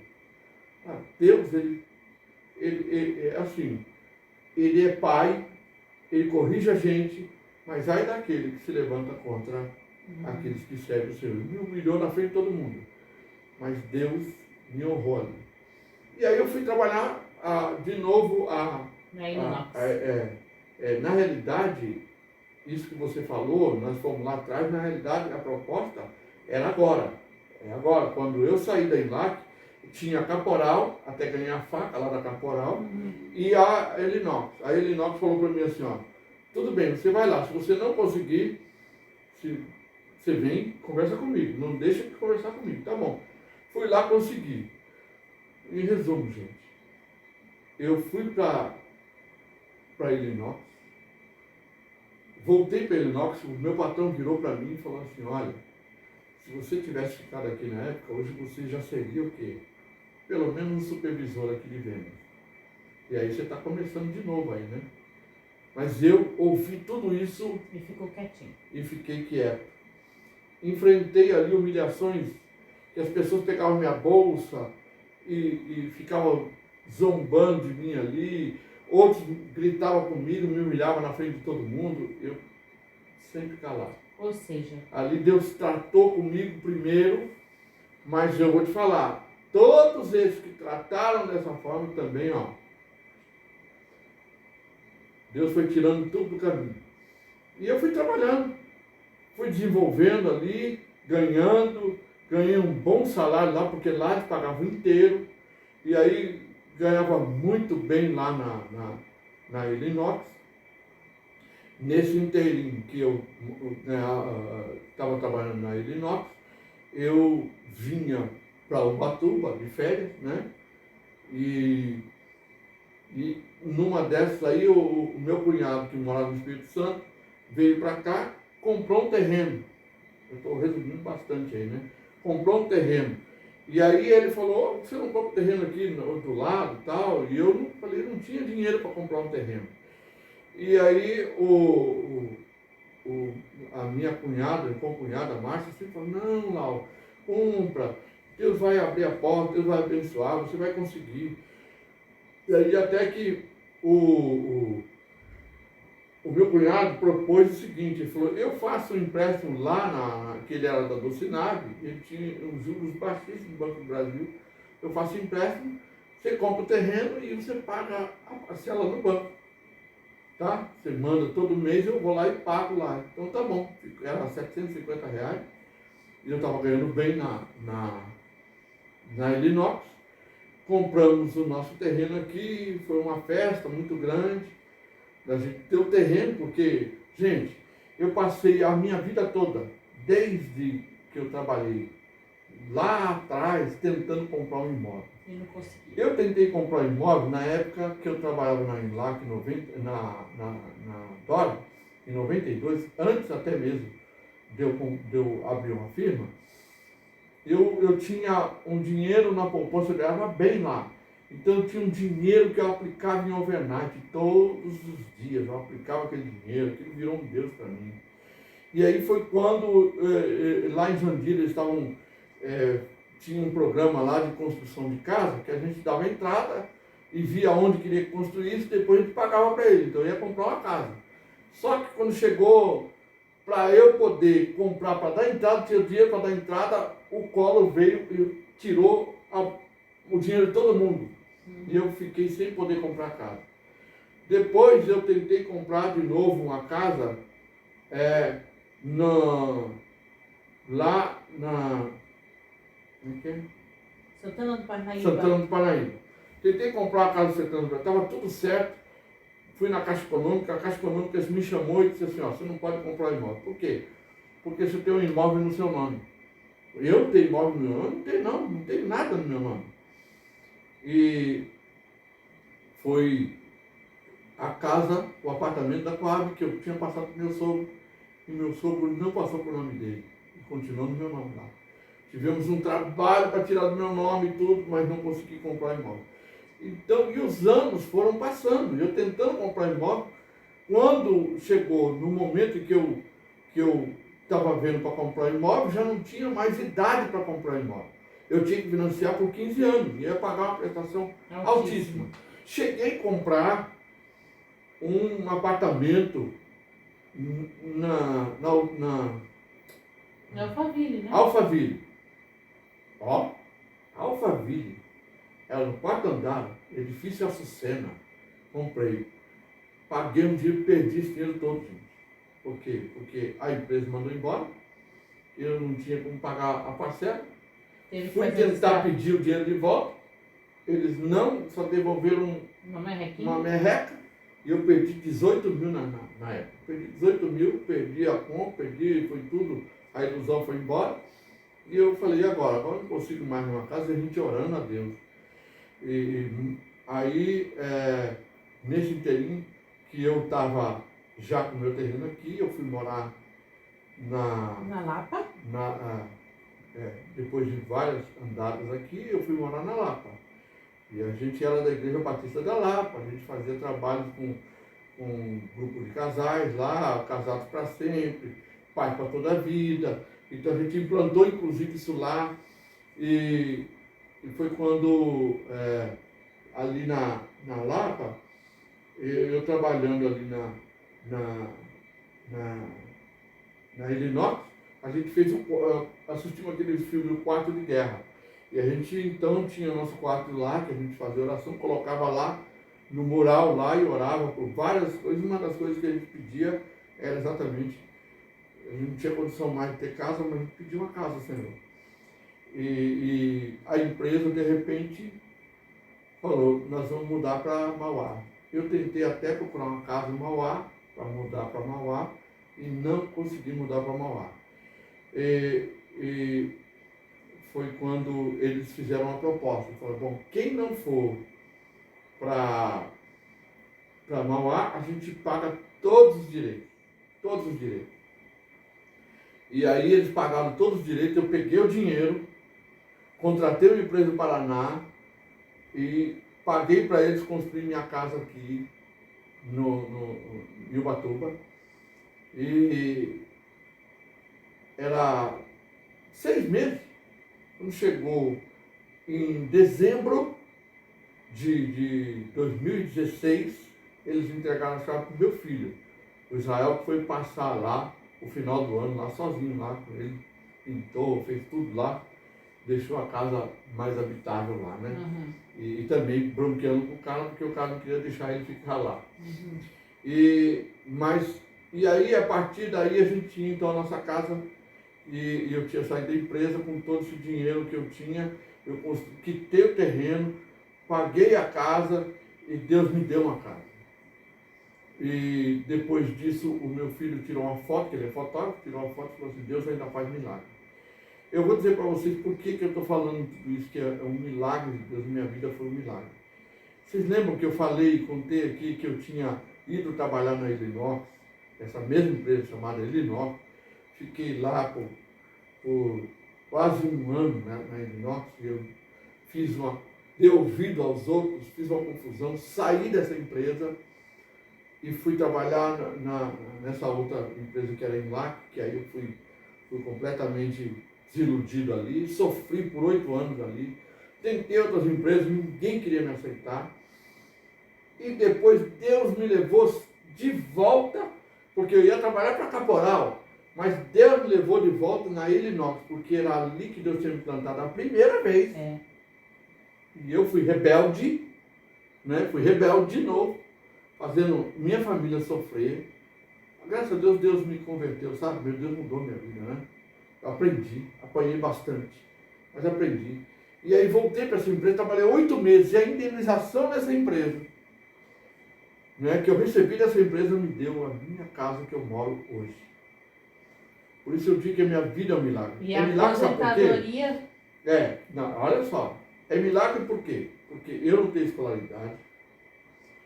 Eu achava que eu nunca ia conseguir nada além do patamar de nível baixo, né? Classe média baixa. Por causa do meu estudo. Eu trabalhei no escritório, ou fazer bico aqui, outro ali e tal. Mas nada disso. Deus, Ele, além do mais, me fez trabalhar 8 anos na Illinois, ganhando um salário alto, porque foi esses 8 anos de salário alto que quando eu me aposentei, fez a média e Deus me deu. Além disso, Deus me deu a aposentadoria que eu tenho hoje. Eu não tinha condição nenhuma de ter a aposentadoria que eu tenho hoje, de ter a casa que eu tenho hoje. Foi tudo Deus que me deu. Tudo Deus que operou o milagre na minha. Então eu estou falando para você, não perder a esperança. Crê no Senhor, confie no Senhor, porque certamente Deus está dirigindo a sua vida, como dirigiu a minha. Sabe? Ele dirigiu a minha vida. Operou milagres maravilhosos na minha vida. Minha vida está aqui, meus filhos, eles são milagres de Deus também. Sabe? Porque hoje todos eles servem o Senhor. Quando nasceu minha primeira filha, Deus tinha falado para mim, Deus falou para mim, quando você pegar o seu primeiro filho nas suas mãos no hospital, a primeira vez que você pregar, apresenta para mim. Eu apresentei todos os meus filhos. Quando chegava no hospital, pedia licença para todo mundo, peguei a Eliade, peguei o Israel, Peguei a Raabe, peguei o Abi e apresentei ao Senhor todos os meus filhos. Eles são do Senhor. Eles são do Senhor. E hoje Deus mudou a minha vida. E aí eu vou falar com vocês a respeito da vontade de Deus. Isso para a gente poder fechar o... Isso. Né? Eu vou falar para você a respeito da vontade. Eu aprendi na minha vida qual é a vontade de Deus. Vocês não acham que eu